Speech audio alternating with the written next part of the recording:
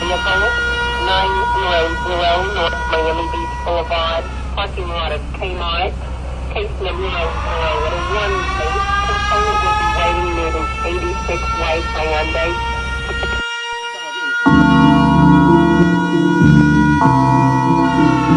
Representando a Erika Crew, sí.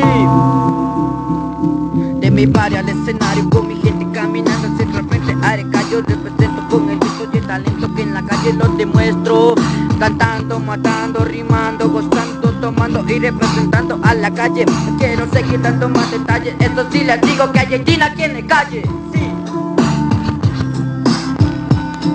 Soy Dace con mi estilo, con mi arma de largo alcance en la calle. El peligro está a la vuelta de la esquina. ARK, el pasado, presente y futuro de mi barrio. Nosotros para el rap somos uno de mente real. De si te enfrentas a mí, el peligro es evidente. Como dijo Jay, como gente para el frente.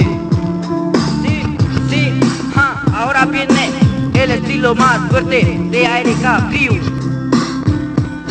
Con mi letra yo los domino y extermino a todos sus noveleros que se dicen ser raperos. Arte del rap callejero es lo que yo represento. La vida me pone retos muy fáciles y otros muy difíciles, reales y los cuales son fatales.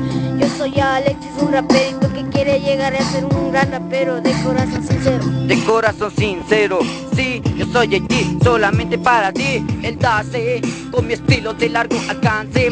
Alexis, sí, chiquito pero peligroso, más arrecho que cualquier rapero andrajoso. ARK Crew, ARK Crew, ja.